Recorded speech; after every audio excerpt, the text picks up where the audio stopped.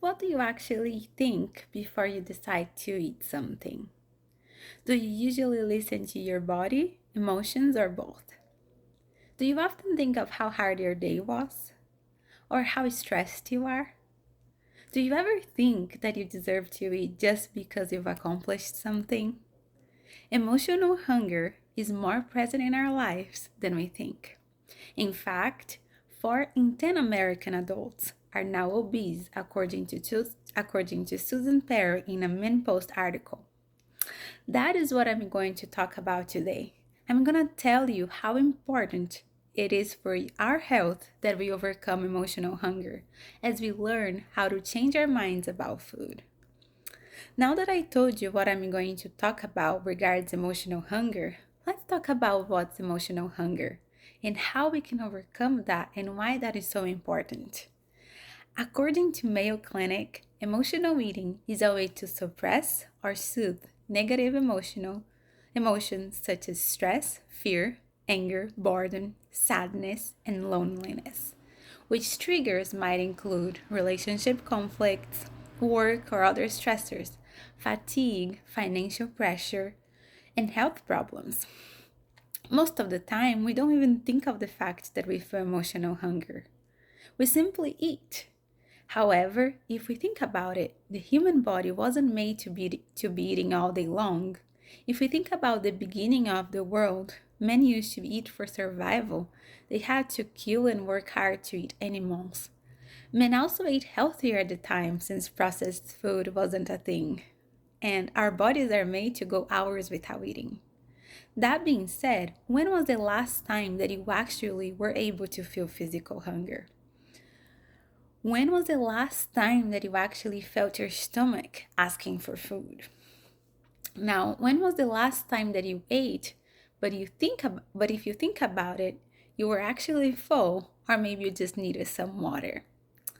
I can think of plenty of times that I was hungry just emotionally. Now, the problem with that is that when we feel emotionally hungry, we go after the bad foods. We don't go after the broccoli or after the apple. We look for the chocolate, we look for the cookies or the crackers. That is when we gain weight. And that is when we develop when that's when we develop life-threatening problems. That's when we run the risk for diseases such as diabetes, high cholesterol, and much more. The problem with processed food is that they were actually made to make you addicted, and so the business can keep making money by selling them to you.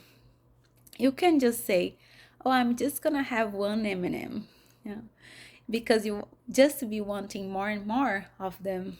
My dad, for example, almost had a heart attack a couple of weeks ago because of his eating habits. He was simply eating too much. Too much sugar, too much salt, too much fat and processed things. His veins were clogged. We were not made to eat processed foods as humans. Our mouths were made to be able to appreciate the sour, the bitter, the savory, and the sweet. But our mouths have been so used to the sweet and to the fried stuff that when we actually eat something bitter, we assimilate it with bad. Or if there is not enough salt, we can't appreciate them enough. When in reality, that wasn't supposed to happen. Now that I said how emotionally hunger happens, how do we stop that? We basically stop that by changing our mindset and understanding the power of mental exercises. Yes, mental exercises. That is the only way to lose weight and have freedom. No diet, no shakes, no gym, no capsule can help us be skinny if our minds are fat. We need to be able to think healthy in order to live healthy. We need to break some beliefs that we have with us since we're kids, such as you need to eat everything in your plate because food waste is bad. Or how many times when you were sad as a child, your mom comforted you with a candy? We look for comfort in candy. Now, I'm not saying that we shouldn't enjoy ourselves by having a candy every once in a while. All I'm saying is that if we don't change our mindset, we will most likely become slaves and feel that we need to eat all the chocolate and that we need to eat all those cookies. And we need to And then we end up losing freedom. Freedom is what this is all about. Freedom to eat all you want with moderation and stopping when your body tells you to. We should learn how to think of consequences before we think about pleasure. So, when you feel tempted to eat something just because, but you're not actually hungry, try asking yourself the following questions and respond to each of those. What do I gain when I'm eating this? What do I lose when I'm eating this? What do I gain when I resist this? And what do I lose when I resist this? Take time to think about those questions. Maybe take some time to write each one down and answer each one of them. You will be surprised with all your answers. May I suggest some of the things that you may gain if you decide to eat healthy? According to Centers for Disease Control and Prevention, eating healthier may help you live longer. It will keep your skin, teeth, and eyes healthy. It supports muscles, boosts immunity, strengthens bones, lowers risk of heart disease, type 2 diabetes, and some cancers, supports healthy pregnancies and breastfeeding, helps the digestive system function, helps achieve and maintain a healthy weight. Plus, it will improve your self-esteem as you look in the mirror and see that you have the self-control to finally have the body that you have always wanted. Not just for looks, but also for your health, for your life.